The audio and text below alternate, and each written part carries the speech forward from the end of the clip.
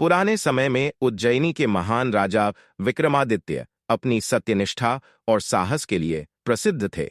उनके राज्य में एक तांत्रिक आया और उसने उनसे एक विशेष कार्य के लिए सहायता मांगी।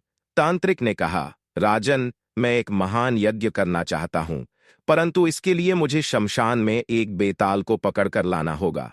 यह कार्य केवल आप जैसे पराक्रमी राजा ही कर सकते हैं। राजा विक्रम ने तांत्रिक का अनुरोध स्वीकार कर लिया। अंधेरी रात में विक्रमादित्य अपनी तलवार लेकर शमशान पहुंचे। वहां उन्हें एक विशाल वटवृक्ष पर लटका हुआ बेताल दिखाई दिया। बेताल डरावना था, उसकी भयानक हंसी शमशान में गूंज रही थी। जैसे ही राजा ने बेताल को पकड़कर अपने कंधे पर डाला, बेताल ने कहा, राजन, यदि तुमने रास्ते में कुछ कहा तो मैं वापस वटवृक्ष पर चला जाऊंगा, लेकिन यदि तुम चुप रहोगे तो मैं तुम्हें एक पहेली सुनाऊंगा।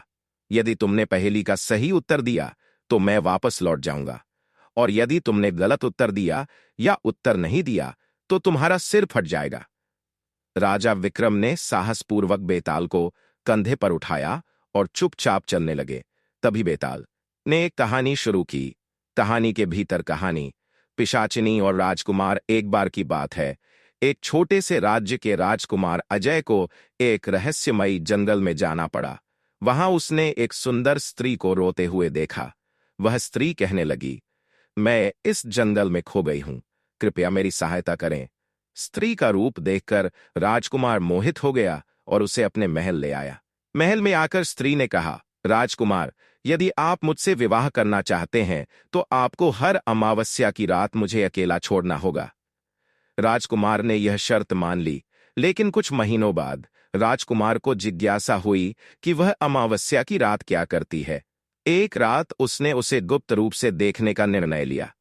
जैसे ही वह स्त्री के कमरे में पहुंचा, उसने देखा कि वह एक पिशाचिनी बनकर इंसानी मांस खा रही थी। राजकुमार डर गया, लेकिन उसने हिम्मत नहीं हारी। उसने पिशाचिनी को पकड़ने की योजना बनाई। अगले दिन उसने जंगल के एक तांत्रिक से उपाय पूछा। तांत्रिक ने कहा, अमावस्या की रात उसे पहचान बताने पर वह कमजोर हो जाएगी, लेकिन अगर वह तुमसे क्षमा मांगे तो उसे छोड़ देना। अगली अमावस्या पर राजकुमार ने साहस दिखाया और पिशाचिनी को सच बता दिया।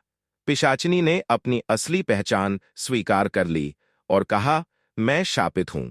यदि कोई मुझे मारने के बजाय क्षमा कर देगा तो मैं मुक्त हो जाऊंगी। राजकुमार ने उसे क्षमा कर दिया और वह पिशाचिनी अपने असली रूप में एक सुंदर अप्सरा बन गई। राजा विक्रम, बताओ, राजकुमार ने पिशाचिनी को क्यों क्षमा किया? क्या वह डरपोक था या उसकी कोई और मंशा थी?